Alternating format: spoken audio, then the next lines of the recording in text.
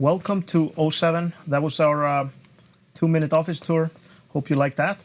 We have a packed show for you tonight. We want to remind everyone to use our hashtag on Twitter. We're going to pick a couple of lucky winners for skins later from those who tweet about the show during the show. CCP Tara is going to be in Twitch chat giving out Quave skins. So be busy in Twitch chat. I want some noise tonight. And at the end of the show, we're going to have a live demo of the new capital mechanics coming in Citadels with some stuff you may not have seen or heard about before. So, but before we go on, we're going to talk to a couple of amazing people we have with us who are behind Project Discovery. Welcome to the show. And if you would start by telling us who you are. Well, thanks.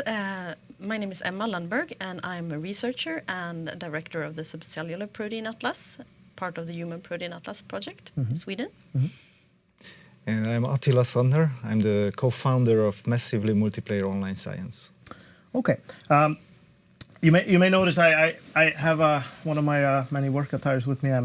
I'm somewhat of a scientist myself. I thought it would be appropriate you were interviewed by a fellow scientist. So we're all scientists here, and I actually printed out my diploma here, which is kind of my all my skills, all my science skills trained to level 5. Yeah. Nice. So, just so you know, you're in good company. But all right, so Project Discovery is bringing real scientific research into EVE Online. And for those that haven't read any of the dev blogs or sites we have about it, what is Project Discovery? So project discovery from a very, very high perspective is bringing scientific research problems into major computer games as a seamless gaming experience. And here seamless is very important. I mean, we want to create a very good gaming experience by integrating the problem with the visuals, with the narrative, with the game mechanics. So we don't want to distract players, but want them to enjoy gaming while helping science. That's the core concept. Okay. And you are a character in the game now. Yes, I am. Professor Lundberg. Yeah, Professor Lundberg. Yes. How does that feel, being a character in a computer game? Very strange, but fun. Yeah. Because in the game, the project is being run by the Sisters of Eve and yes. which, Yeah, so in the game, it's a mini game Yeah. within EVE Online. It's run by the Sisters of Eve, and what we want the players to help us with, is to classify patterns of proteins in microscope images. So it's a small game that you can access from anywhere. Okay, and this is so if we take a look at a little bit, like, what is the goal of the current research that players will be doing soon on the live server? What are you trying to find out right now? Yes, so this is research that is being done in the Human Protein Atlas project, and we want to characterize all human proteins. And as you may be aware of, our genes were characterized almost 15 years ago, and we have about 20,000 genes, and they each code for a protein. And what is interesting now is to find out what these proteins do, because they are the doers in our bodies. So in the Protein Atlas, we're making a map to find out where in our bodies the proteins are localized, because that information gives us clues about the protein function. And when we can understand protein function, we can start to study protein malfunction and disease. So we're making a public database with information about protein locations. Okay, so all this is going to a public database, and like, I take it that a lot of researchers are going to be able to then make all kinds of new discoveries. So this it's an open source database. We have about 100,000 users every month, and I think in average there's 2 scientific publications published every day that use data from our database. It's very, very, very impressive and very interesting. So I wanted to know a little bit about crowdsourcing or citizen science. Like, what's the difference between, like, using a lot of people to solve these problems versus just crunching with computers and AI and all that? I think there are different problems where humans are better, and there are problems where computers or machine learning algorithms are better. We are very good at identifying patterns. I think it's kind of an evolutionary heritage where seeing the jaguar in the forest was definitely an advantage. And we still have that, luckily. So that is one thing. And what is very important, that in the line of processing data, in the long term, this is a very important component, as supervised machine learning algorithms use training sets. So we need large, good quality training sets. And with this project, we can provide that. So players will kind of feed these machine learning algorithms in the long term. Okay. So we are doing machine learning approaches simultaneously. Yes, obviously. So we'll be able to compare the players with computers in the end. Okay. But one important thing that we want the players of EVE Online to help us with is to refine the categories of different patterns that we have. Right now in the Protein Atlas, we have 20 patterns, but the players, Project Discovery, have 27 patterns to choose from. So they're actually helping us to refine the patterns, and we can use that as a high-quality data set. So this is a chance. This is a chance for EVE players to show that they are better than the machines. Yes. Please show it. I like it. I like it. I have a lot of faith in my people. But I heard that, like, some researchers have tried in the past to make games specifically around these sort of projects, and like, you have more faith in, like, putting this into an existing game than... Yes, I mean, gamification is heavily used in citizen science. And also there were specific mini games or mobile games created for around scientific problems. For example, the UK Cancer Research Institute created Genes in Space, which was quite successful. Yeah, okay. But the big problem with the citizen science is the long-term engagement. So people tend to leave these projects. And then we thought that there are these game designers who are in the industry for 10, 15 years, and you are the guys to do this. Yeah. So we think for the long-term engagement and making a game which is enjoyable in the meantime, I think it's a key component.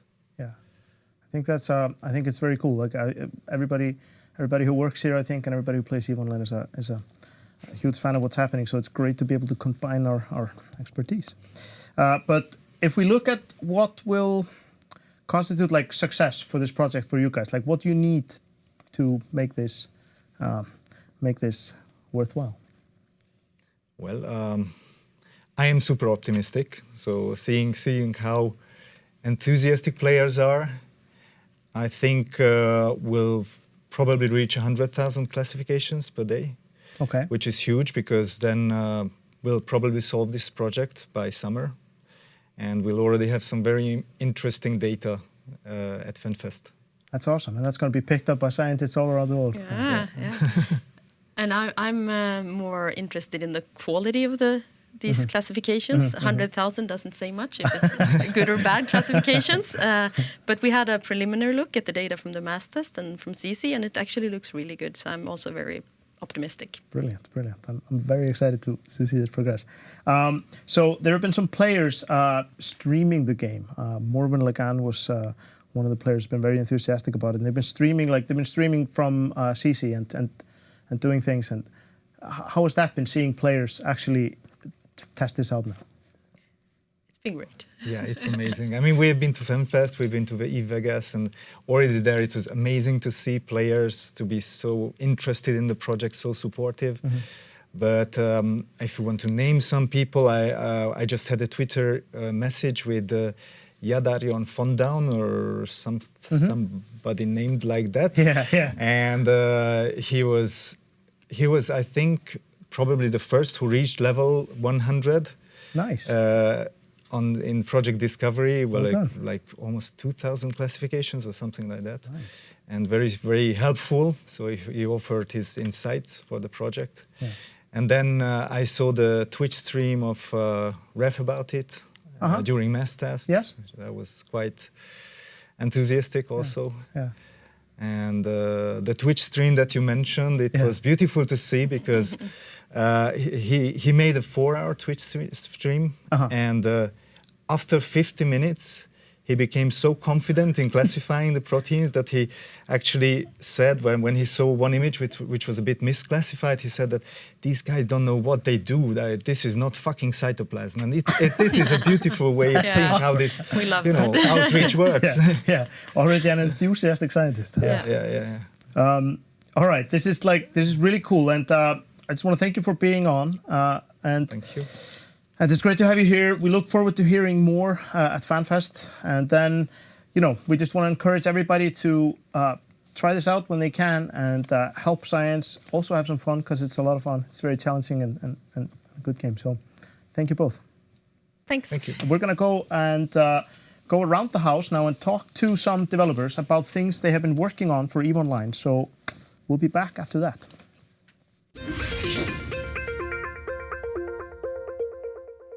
We're working on a new event aimed for spring, which is similar to the Crimson Harvest, but this time featuring the Guristas. There'll be 2 sites to find. One can be found everywhere in space, and the second site can be found exclusively in LowSec. The LowSec site encourages gameplay with other players. There'll be some great loot to find, and also there'll be a good opportunity to have your name taken down inside a monument. We are Team Astrosparkle. I've been working on the first Citadel event, where players had the chance to help Upwell build the first prototype of the Citadel. And we also released the new billboards in that site. These new billboards were a prototype that we developed to be able to stream content in space. And we used it here to show the winners of the event. So we showed the character portraits, and that gave the players a chance to impact in the universe and show their image everywhere. Team Psycho Sisters have been hard at work with the new camera that I'm sure most of you guys are familiar with by this point in time. We've been taking a really careful approach to deploying the new camera because this is a fundamental piece of the game and of any game, of course. And we want to make sure that we don't screw anybody over permanently. So the first step in this deployment process was to allow for an opt-in period in December, where people could turn on the new camera if they wanted. We changed this policy to opt-out this January to get even more players to try it out, and we are then going to extend that opt-out period for one more release.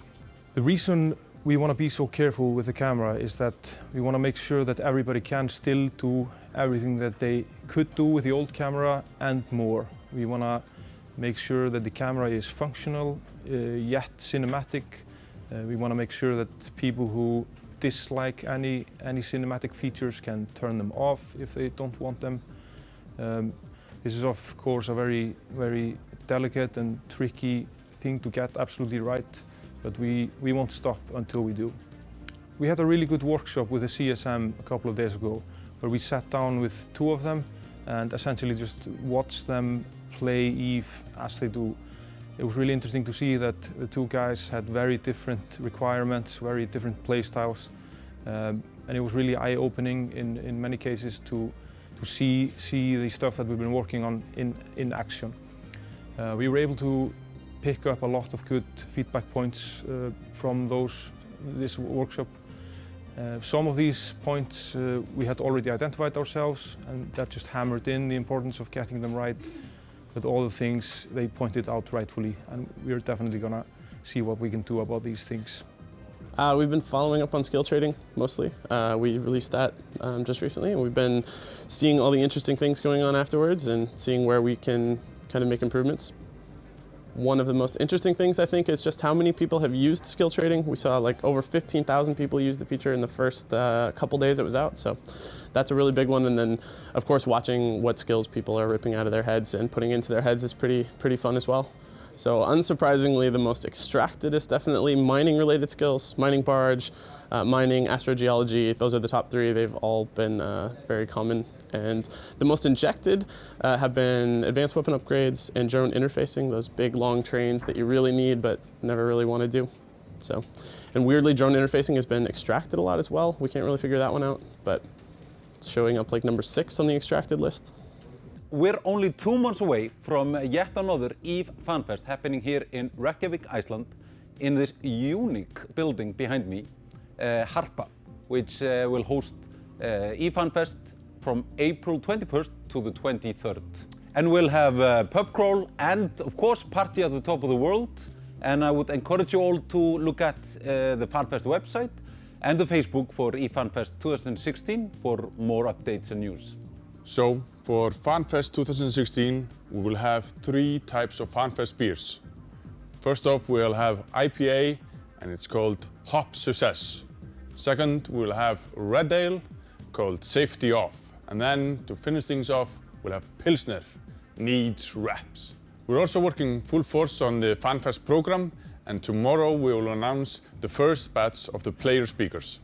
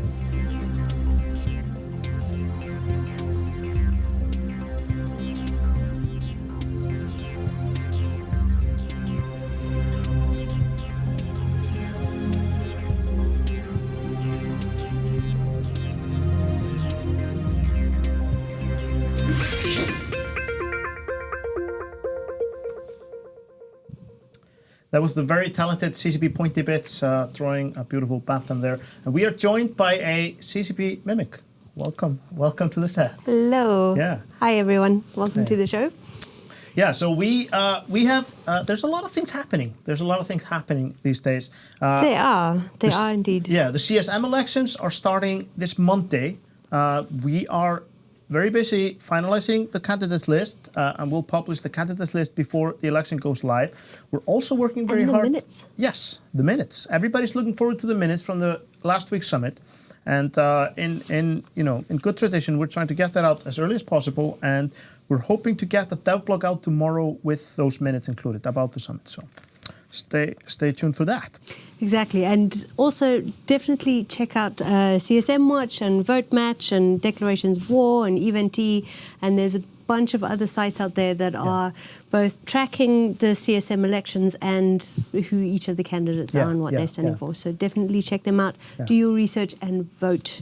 And we Please vote. really urge you to look into it and find the people that you think represent you, your vision of EVE, and you think that are going to be good candidates to work with you and CCP. Exactly. And as we're talking about things that are happening in-game, before we get on to other things happening out of game, let's take a look at the 07 report from Hendrick Talladar. Hey there, space friends. Hendrick Talladar back again with another episode of the 07 report. A quick look back over some of the notable happenings in EVE Online over the past few weeks. We'll begin at the start of February, where the Imperium saw themselves the victims of a massive loss after battling against the likes of Northern Coalition, Pandemic Legion, Out of Sight, and several other entities in the Venal region. The 150 billion ISK brawl was started by an attempt by the Imperium to put an enemy moon into reinforcement. For this effort, however, they found themselves in a 1,000 player strong battle that actually saw them slightly ahead with the number of members they had on field. This advantage, however, didn't pay off, and they were forced to retreat, having successfully reinforced the moon. The main thing noted here, however, was that the Imperium lost 100 billion ISK in assets for a moon that only produces 2.5 billion ISK per month. Northern Coalition found themselves in the EVE News headlines again shortly thereafter, though this time not for their PvP activities. An NC. Corporation suffered over 400 billion ISK in assets stolen from a former member. The theft was from an alt corporation belonging to the directors of Her, a member of NC. With the thief having been given access to it a good while ago. The thief in question, Fast Eddie, was actually removed from Her well before the theft took place, and was pleasantly surprised to find that they still had access to the alt corporation. In a bit of a smash and grab, Fast Eddie was able to take over 400 billion ISK in assets out of the corporation before anyone was able to stop them. There have been statements by her directorship explaining that these assets were old doctrine fits and were no longer considered valuable. However, a theft is still a theft. And finally, the Fade region, home to the Imperium member alliance Space Monkeys Alliance, has seen itself under attack from the combined effort of Psychotic Tendencies and Pandemic Horde, the latter of whom has gone on a PvP deployment after successfully setting up a new player-friendly Thunderdome in the Aquarius region. SMA has also coincidentally suffered 500 members leaving its alliance. Though the specific reason for this is debatable, it is still notable due to its timing. As this has been going on, various other EVE groups have been making their way to the region and nearby regions taking part in the PvP activities available. Whether this will escalate beyond what can be described as an incursion has yet to be seen. And that was a quick recap of some of the more recent happenings in EVE Online over the past few weeks. Of course, there was more going on than what was described, but due to time constraints, we couldn't cover them. I'm Hendrick Talladar, and this has been the 07 Report.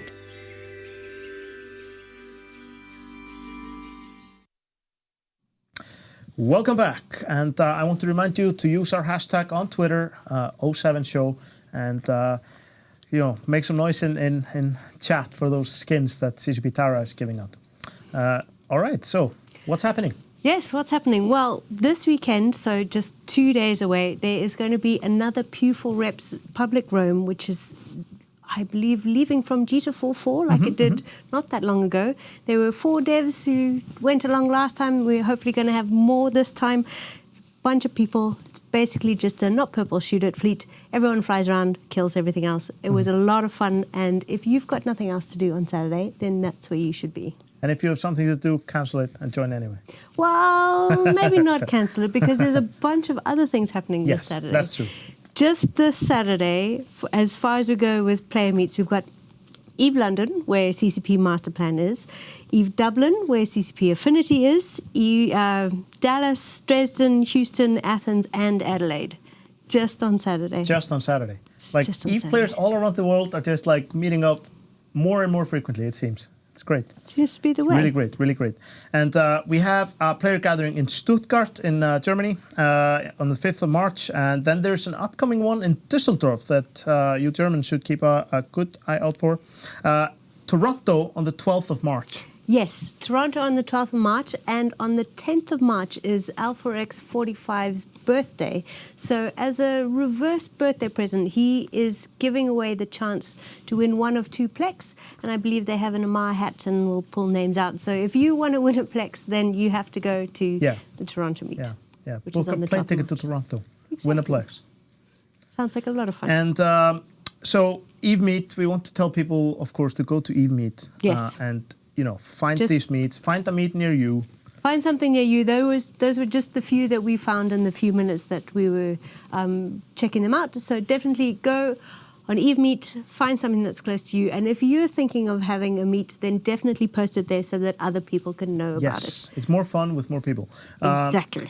And there's actually a big gathering happening this summer that we want to advertise early, which is Eve Northeast, formerly known as Eve New England, because it moved slightly more east and slightly more south, but it's still in the northeast. It's going to be in Pennsylvania, and it's accessible from big cities such as Washington, New York, Boston. It's sort of like more centrally located. So we're expecting a lot of people. We're going to be sending devs to this one, and it's going to be like a camping ground with like cabins if you don't like staying in a tent, showers, still fireworks and fire, and you got to buy your ticket. So if you're thinking of going, if you live somewhere around, or if you want to go there, like buy your ticket sooner than later, so the organizers can more easily plan everything out and work on the details. And it's a fantastic value. You buy your ticket for a fair price and you get like amazing food the whole time. I was at Eve New England last time and I ate like a king. Was you and CCP Rise? Yes, me and CCP Rise. We ate like kings. It was great. So yeah. Okay, well, that's only happening on the 23rd of June, but there is something else that we wanted to bring your attention to, which is happening just before that, and that is the fact that Care for Kids are currently looking for a German representative. They have not just pushed their operations to, I think it's 5 or 6 hospitals in Sweden at the moment, but they've also now in Australia and in the UK, and now they're looking for a German representative as well. So if you are interested, then please get in touch with them either on their website or through the G Fleet website, because they're working in conjunction with them and helping them do that. So definitely check that out, and it's all for a good cause. Yeah. Now we are almost ready for a live demo, but before we do that, we're gonna talk to the Chaos Sisters. Yes. What are they doing? The Chaos Sisters are doing something quite spectacular in that they are setting up an entire month of March, which is going to be full of new player-centered activities. There's going to be roams and courses and seminars and panels and all sorts of things. And I spoke to them the week before last, and this is what they said. So check it out.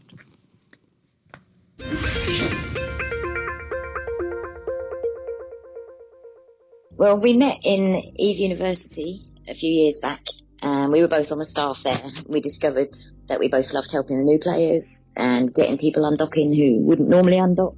I love helping the new players. So any way that I can think of that helps the new players, to me, it just makes it worth it. And the more new players you get in, the more players you have down the road.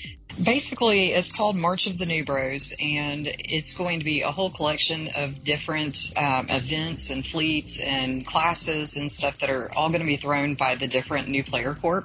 We're going to have an alliance panel that is going to basically go over, have each of the different new player corps kind of tell the new players a bit about themselves, what they have to offer, what all they do, and all those kind of fun stuff. And a panel just going over different resources that the new players can use. We're going to have somebody from Factional Warfare, the Warp to Me group that handles incursions with the newer players.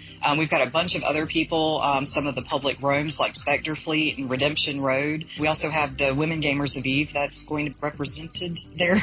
And the player retention is pretty poor until people find a community. If you're trying to play Eve solo, it's very difficult. So the more that we can do to get people, to help them get started, the better, because as Danny says, then we've got more players down the road. Well, we're going to have the website, and then we've got an in-game chat channel and Twitter, which are both more Eve Chaos. It is completely open to everybody. It is open to the public. So anybody if you're just interested in finding out more about the new player corps, or, maybe you want to learn more about the open fleets and things like that, there's going to be a bunch of different public roams and that kind of thing. So anybody is welcome to join in. Also, if they are looking at maybe doing a class or something of that nature, once we get the schedules up for all the new player corps, we will open it up so that other people can also post some stuff up there if we have any times available. I figured this is a good way that they are going to have a ton of different teachers of all different styles to be able to reach out to and kind of, get better ideas of what they really like. We will have open chat channels as well, so if the experienced players want to come and chat with the Newbros, that's going to be really helpful too. That, there's always questions, and the more people we've got to answer them, the better.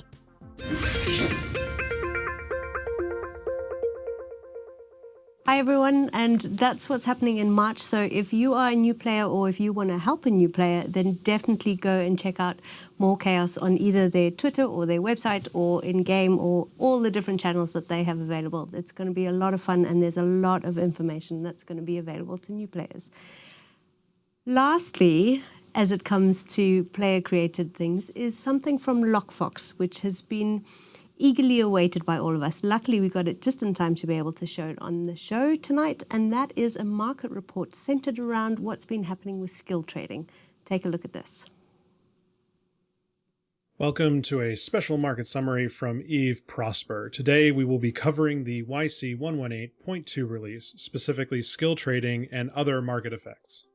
First, looking at the RMT markets of Plex, multi-pilot training certificates, and extractors, we can see that prices are tracking slightly lower due to sales out of game. If we normalize prices with ARM, extractors are trading slightly over the 800 ARM parity level. This is a particularly good deal for those looking to cash in with ARM packages on sale for the next few days until the sale ends. Moving into skill injectors, the prices have stayed sustained at 650 million. Though supply dipped in the first week, demand has remained strong since launch. If you look at the ISK per skill point valuation, it's a very good time to be a supplier. For a perfect supplier farming 2,700 skill points per hour, the returns are looking north of 150 ISK per skill point profit over the Plex extractor parity costs. Though the calculus is more complicated on the buyer's side, demand continues to be strong during these first few weeks of trading, and should continue to be strong after the sales complete. Elsewhere, skill trading has caused what could be considered a liquidity squeeze, where people are cashing out positions to jump into the skill trading market. This has resulted in prices for main basket items from Plex to Tritanium to jump in supply in a push to get liquid ISK. In Plex, the sell order volume has doubled, and though the price will tend to go lower during out-of-game sales, it has continued to stay depressed thanks to an increase in supply. And though Plex is a busy enough market to absorb this shock, Tritanium is not. Prices are sagging across other core products from minerals to isotopes to PI. For a more in-depth review of these trends, tune in tonight at 0300 for the full live show on Twitch and YouTube. I have been your host, Locke Fox, and you can tune into the Eve Prosper Market Show live on Fridays at 0300 on Twitch and YouTube, and also follow us on Twitch, Twitter, YouTube, and our blog at Eve Prosper. Welcome back. We are on set with two distinguished guests, CCP Larrikin and CCP Lebowski. Hey. G'day. Hey. Good to be on the show, right? Yeah. It's an honor, a privilege. Yeah. And we have a lot of good people on Twitch chat who are saying hi to us right now, and we're saying hi to them. And we're gonna do a live demo of some very cool capital stuff that you guys have been working on. Yeah. In fact, CCP Lebowski and CCP Masterplan showed this off at EVNT. Mm-hmm. To a small group of exclusive pilots who attended that. Yeah, incredibly exclusive. Yeah. They got a sneak preview of this stuff. Yeah. And now we're going to show it to everyone who is smart enough to be watching the 07 show. Yeah. Yeah, all right. So what are we flying here? So we're flying a Hell, which is the best supercarrier, Mimitar supercarrier, and we've got it all painted up here nicely as well. Looks great. Absolutely. So what we're going to start off with is just showing you sort of the fighter management, the fighter deck, and the fighter launch tubes. Okay. So first of all, we'll just bring up this, and you'll see this has a new section here called the Fighter Bay. And here in this window, you have your 5 launch tubes that a supercarrier will have. So supercarriers have 5 launch tubes, and regular carriers will only have 3 launch tubes. And they can launch a mix of different types of fighters. So we have 3 different types of fighters: light fighters, support fighters, and heavy fighters. Light fighters are sort of your generic damage fighters. They also specialize in shooting down other fighters. Support fighters give you the traditional electronic warfare roles, while heavy fighters are obviously the heavy hitters, which is why they're called heavy fighters. So what we can do with these now is loading up these bays is just as simple as doing this. Drag and drop. Just drop these on here. We're going to try and give all the options here, like trying to have them as you'd expect. So you'd have all the options like right-click options and drag options, everything you'd expect from an EVE experience. So we can load those up here. As you can see, they just loaded one by one, and they kind of depleted the stack. And we can show you that again. We'll just drop another pile on here. So you shouldn't pay too much attention to the size of the fighters and the size of the hangar bay. These are all just work in progress, guys. Don't read too much into this. We want to give you a demonstration of the gameplay here. Exactly, and to note, this is on an internal test server right now, with all functional, of course. But there's going to be changes made, and this is going to get into your hands soon. Yes. On the public test server Singularity, where you can play with it and give us your expert feedback. So we've had some internal playtests recently that have gone reasonably well, given us a lot of information. So we're now really excited to. Yeah, we had a playtest with the CSM. We did. Yeah, both the ones that attended here and the ones playing remotely. Yeah. They had lots of good feedback, lots of good suggestions, and the feedback that we got from them was that they really enjoyed it. So. Yeah. So you can see down here, in place of where you would normally think of the place for your modules, you have these UI elements for the fighters. Now, this is actually toggleable at the moment. So you can see just behind here is your normal modules. Okay. This will be detachable so that people can have both of them up at once. But we wanted to have it toggleable. So if you have a very small screen, you can still use these fighters. You can still use this. So you can see here, here's the 3 squadrons we've loaded up. And what we can do now is we can either drag these up here, or we could also just press this button, and we can launch some squads. Oh, that's awesome. Woohoo, Fighter Squadrons in space. They're in space. So you can see them here. You can see that they're numbered based on your squadron number, so you can see at a glance which ones are yours. And if we zoom out a little bit, you'll see we've got some toys to play with. Some targets we put out. We prepared earlier. Nice. All right. So we can go through some of these. So let's have a look here. So this is one of your kind of general purpose light fighters. Do you want to kind of touch on what they do? So the general purpose light fighters, they've got just a generic attack ability as well as a micro warp drive, and it's up to you to determine when the micro warp drive goes on. And in fact, CCP Lebowski will probably demonstrate right now. You can give them instructions to go to a point in space. Yeah, so that's actually a new thing we're adding for these fighters. So if I select one of them here and I use the hotkey, this is the work in progress UI for this.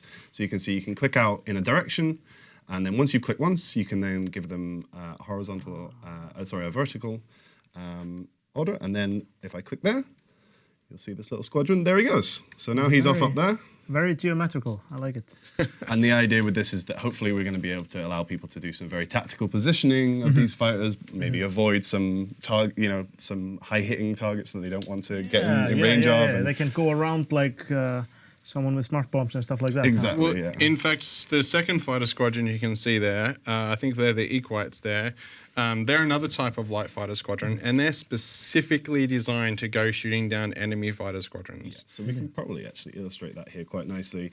So we can get this guy, like you said, like Larrikin said, these are the anti-fighter ones. So if we get him to attack this big ship here, you'll see he's not really going to do much to that. He's only doing 83 damage a volley, which isn't very much. That's going to take a while. Yeah. But if, for example, we attacked these guys over here, which are an enemy fighter squad. Oh, wait. They're actually friendly fighter squad. Not anymore. Not friendly anymore. All's fair in love and war, Used to be as they friends. say. They'll probably be out of range. That's fine. So these light fighters also have a second ability. All of the fighter squadrons have some sort of propulsion ability, like a micro warp drive, a micro jump drive, or in this case with the Equites, they have an ability that makes them, it's kind of like an afterburner, but it also decreases their signature radius and gives them a bunch of resists, makes them very hard to kill when they've got that on. So it's a short duration, a reasonably short duration, and then it's got a cooldown on this. Yes, that's correct. So yeah, you have to kind of tactically think about where you're going to use that. So now that he's in range, let's just activate this again. You can see there we are. Now he's hitting pretty hard. You can also see the UI that we get when fighter squadrons get damaged. You can see each individual fighter takes damage and then finally explode. They're red when they're damaged.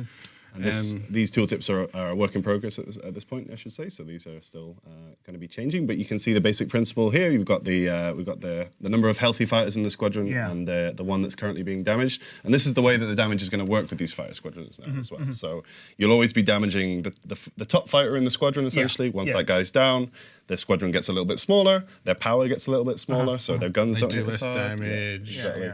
All that stuff. So that all goes down, and you can see these are depleting here, and this is obviously represented because this is our fighter we're shooting. You can also see. I don't know why I'm pointing at the screen. People can't see that. Yeah, I really like this. Like thinking of the whole, the squadron as a unit rather than having all these little individual drones to interact with specifically. So that becomes really important, especially with the electronic warfare fighters. I'm not sure if we've got any. We don't, but that's fine. So, for example, there's webifying fighters, and when you launch those, they originally have 3 fighters, but when one dies, then their webifying effect is only like 2/3 as strong. So killing off fighters makes them weaker. Actually, we've got that here. Makes a lot of sense. Oh, we do have them. There we go. And now the counterpoint to the thing we were saying before about the fighters that are very good at fighting fighters, we also have guys that are rather good at fighting bigger targets. So if we use this guy, which is the Malleus or the Malleus, Malleus. We're going to bring him over here. So the Malleus is currently a fighter bomber, and fighter bombers are going to be transitioning into heavy fighters. And we're going to release a devlog that will go into those details and exactly how that transition will happen. So you can see there, same kind of idea. He's not doing too much damage to this guy here. If we target this nice new Force Auxiliary, and then we have a go at hitting that, let's see what kind of damage we can get out of that. So there we are. That's doing decent damage. That's pretty good damage. People might have also noticed here that this top ability, which we haven't mentioned yet, has a kind of a familiar charge count on there. So this is like a special ability. Quite a few different fighters have charged abilities or abilities with charges.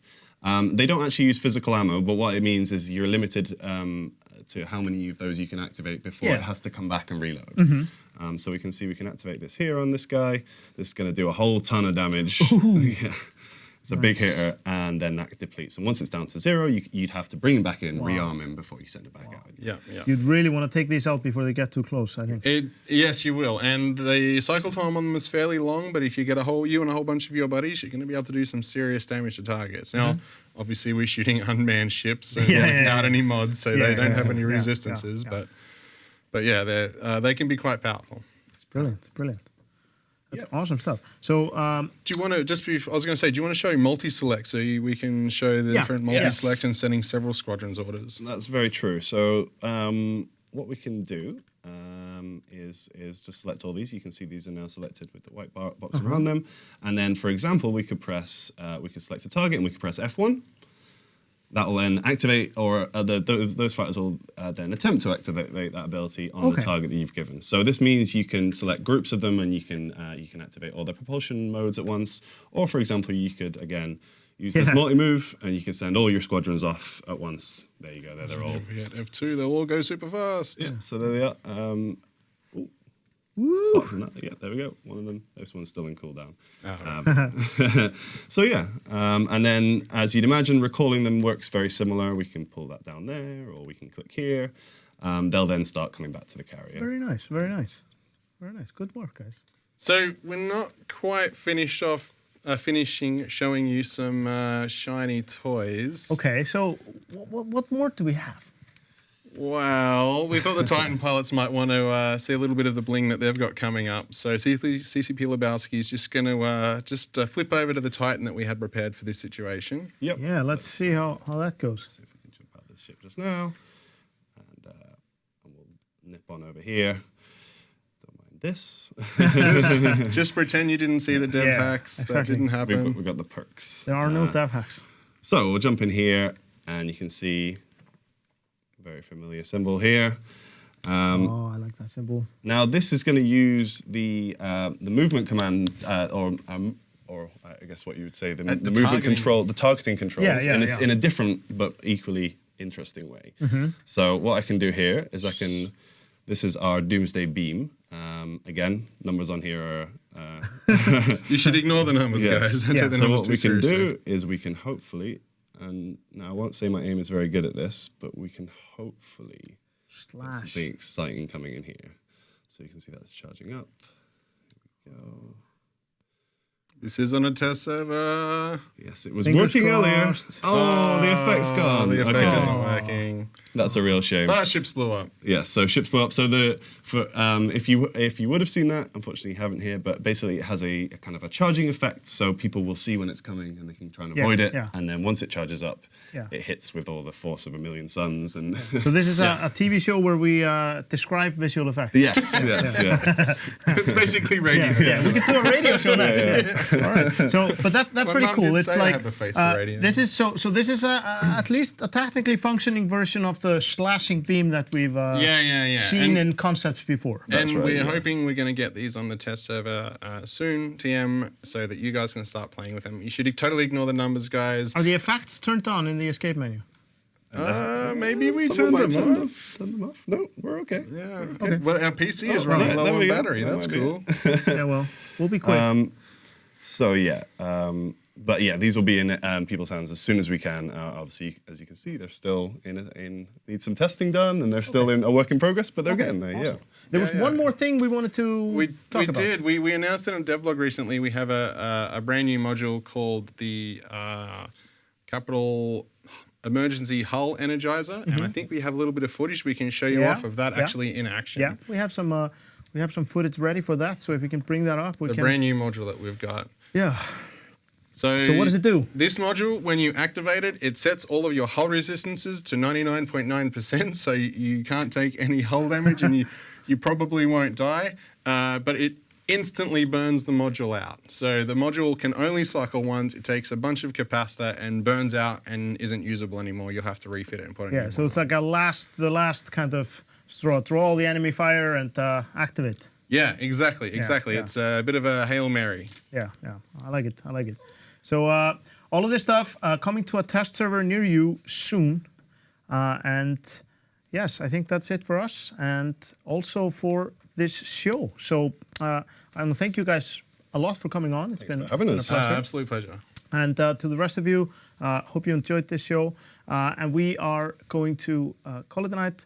Keep those friendships flying around, all aboard the friendship. And we'll see you later. Thank you for watching.